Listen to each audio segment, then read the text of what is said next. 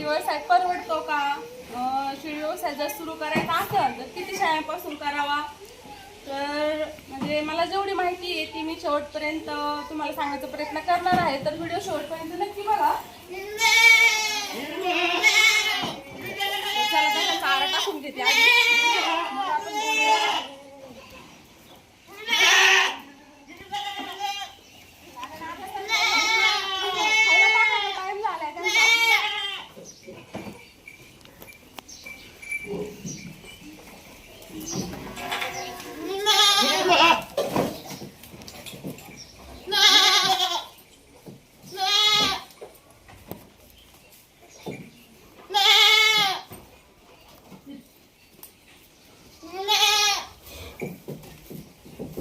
बघा चाऱ्यात काय आहे, शेवरीचा पाला, टणटणीचा पाला,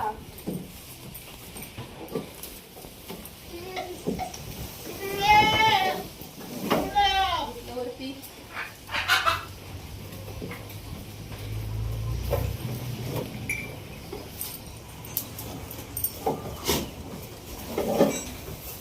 हे आपण दावण असे तयार करून घेतलेले आहेत. मंडळी आपल्या अशा 4 शेळ्या आहेत आणि जाती जर म्हणलं तर आपल्या गावरान शेळ्या म्हणजे गावठी शेळ्या आहेत. आपलं बालिंग आहे त्याला बांधूया मस्त करडलं ठेवते काही.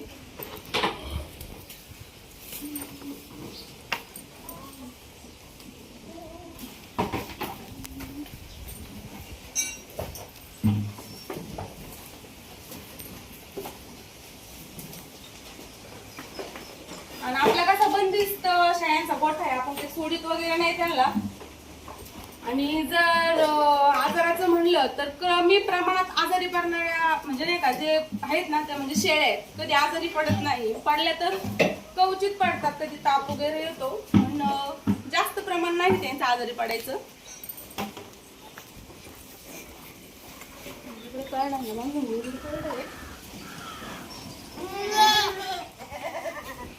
अगदी जातवन शेळ्या आहेत बरं का मंडळी आपल्या. येतीच्या वेळेस 3-3, 4-4 करडं देतात.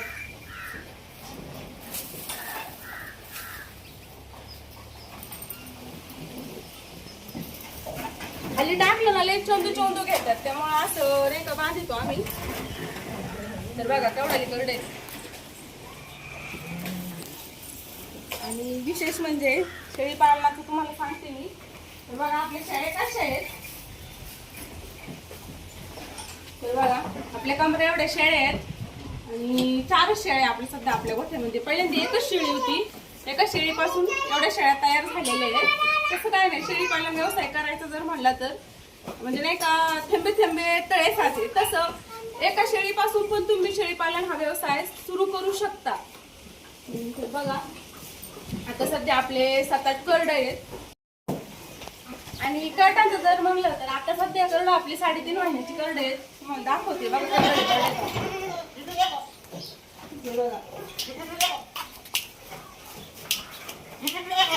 तेवढी करड आहेत आपले.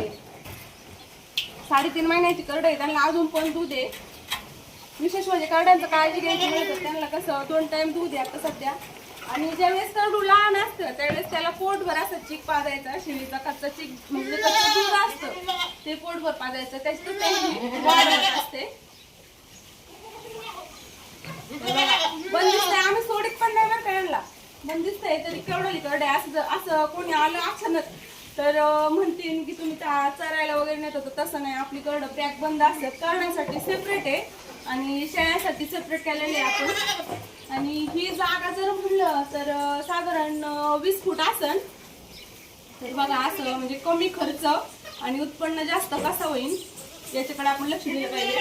तर बघा ही जाळी लावलेली आहे. तिथं जाळी होती अशी आणली होती कामानिमित्त, तर मग केली शेळ्यांसाठीच करून टाकले. आपल्या दरवाजा पण जाळीचाच केलेला आहे बघा. आणि कसं कोरडी जागा ठेवायची जास्तीत जास्त शेळ्यांखाली. तर इकडं बघा आता सध्या सकाळ म्हणजे नाही का दुपारची वेळ आहे आता सध्या, त्यामुळे आहे जरा चिडचिड. तरी पण आपल्याला जेवढी शक्य होईल तेवढी कोरडी जागा ठेवायची. त्यामुळे कसं डास मच्छर येत नाही आणि जेवढ्या प्रमाणात डास मच्छर येतात तेवढ्या प्रमाणात आजाराचं प्रमाण तेवढंच वाढतं. त्यामुळं काळजी घेत जायची. आणि नफ्याचं जर म्हणलं तर नफा भरपूर आहे. तर समजा ही शेळी जर गाभण राहिली तर हिला साधारण 5 महिने लागतात वेळेला, 5 महिने वेळेला, आणि नंतर 3.5 महिने करड व्हायला. आता ही करड नाही का विक्रीवर आलेली जी करड आपल्याला विकायचीच आता गिऱ्हाईक येतातच आहे पाण्यासाठी. तर बघा 3.5 महिने एवढी करड झालेत. म्हणजे 5 आणि 3.5 म्हणजे किती 8.5 महिन्यामध्ये आपल्याला साधारण 50-60 नेतली 70,000 रुपये तरी आपल्याला नफा भेटू शकतो याच्यातून. असं म्हणजे शेळी व्यवसाय परवडतो, खर्च कमी आणि नफा जास्त आहे मंडळी. आणि विशेष म्हणजे चाळ्याचं हे पाहता कशा खातात या चाळ्या. शेळी ही वनस्पती आहे ना 16 प्रकारच्या जातीचा चारा खात असते. तर बघा सकाळच्या पारी घास असतो, घास आहे आपल्या वावरात. सकाळच्या पारी आपण घास आणतो त्यांना खायला, आणि आणि सुका म्हणजे वाळ्याला चारा जर म्हणलं तर कांद्याची पात आहे आपल्याकडे भरपूर. मग घरामागं ना असं शेड केलेलं आहे, त्याच्यामध्ये कांद्याची पात भरपूर वाळून ठेवलेली आहे. तर एक टाइम पात असती, सकाळचा घास असतो, आणि अशा टायमाला तिसरा पारा म्हणजे आता सध्या 4 वाजता आपण काहीतरी पाला आणून बांधत असतो. आणि आबळ कधी होती उन्हाळ्यातच जास्त आबळ होती, कारण उन्हाळ्यामध्ये चारा कमी असतो. त्यामुळं काय नाही कशाचं पण बांधायचा शेळ्यांना. कुठं जांभळीचा आणायचा, कुठं चिक्कूचा आणायचा. लिंबाचा पाला सुद्धा शेळ्या खातात. एवढ्या शेळ्या म्हणजे निरोगी आहेत, लिंबाचा पाला सुद्धा खातात. तर मग बघा कसे खातात पाला. आणि खुराकाचं जर म्हणलं तर भरपूर जण विचारतात की तुम्ही खुराक काय चालता तुमच्या करडांना, कशी तुमची करड म्हणजे एवढी तब्येत वगैरे कसं काय त्यांची, तुम्ही काय खुराक चालता. तर काय नाही म्हणजे फक्त भुसा असतो, कांडी असते आपली थोडी थोडी कांडी, आणि भुसा शेळ्यांना भुसा असा खुराक असतो आपला. थोडा सकाळचाच ठेवायचा. तर बाकी काय नाही, अशी काळजी घ्यावी लागायची करडांची मस्तपैकी. काय होतं अशी करड. चला शेळ्या आतमध्ये घालू.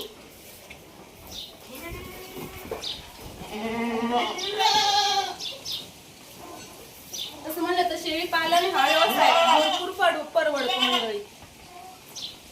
शेळ्या तिकडे भुसा खायला गेल्या.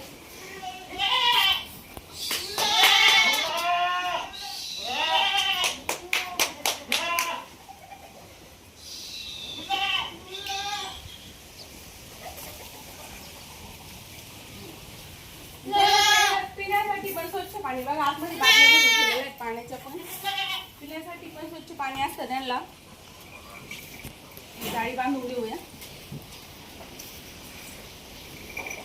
असा छोटासा व्यवसाय आपला, म्हशी वगैरे पाहून शेतीला जोड व्यवसाय शेळ्यांचा. पण आपल्या 4-5 शेळ्या आहेत.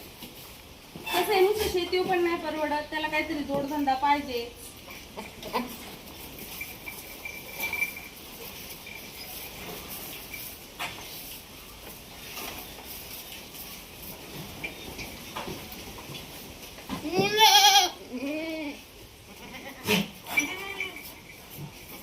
आपला गेट लय भारी बर का, 90s च्या जमान्याचा गेट आहे आपला.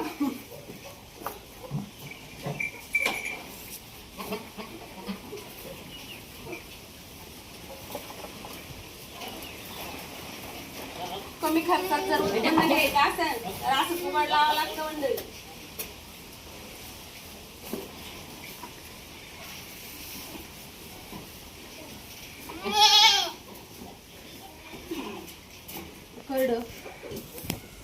करड बघा रडायला लागला.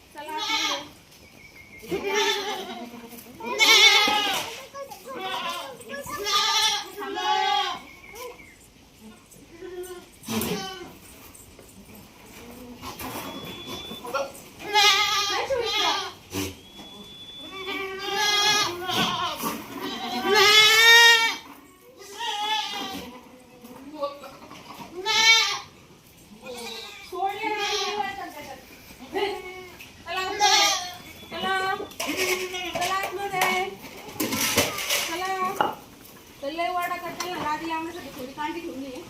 चला, तर अशा प्रकारे शेळी पालन हा व्यवसाय परवडतोच म्हणलं तर मंडळी तुम्ही पण नक्की करून बघा. सुरुवात शून्यातून केलेली आम्ही पण, तुम्ही पण करा. तर बघा, चला तर मग नवीन असाल तर आपल्या व्हिडिओला एक लाईक नक्की करा आणि चॅनलला सबस्क्राईब करा मंडळी. चला तर मग बाय सर्वांना. रामकृष्ण हरी.